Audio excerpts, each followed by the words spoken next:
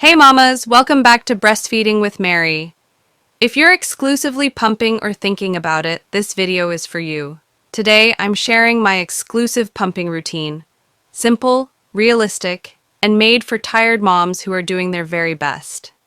Exclusive pumping means your baby gets breast milk without nursing directly. And yes, it is breastfeeding too. It takes planning, patience, and lots of grace. There is no perfect routine, only what works best for you and your baby. Here's how I structure my day. Early morning pump. Hormones are highest mid-morning and afternoon pumps.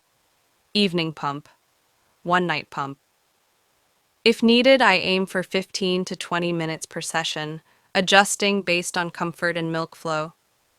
Consistency matters more than perfection. These tips help me stay consistent. Keep pump parts clean and ready. Use a hands-free pumping bra. Stay hydrated and nourished.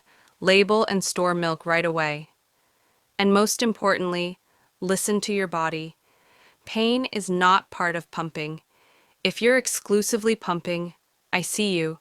It's hard work, and you're doing something amazing. If this helped you, please like, subscribe, and share with another pumping mama. Thanks for watching Breastfeeding with Mary. You are not alone.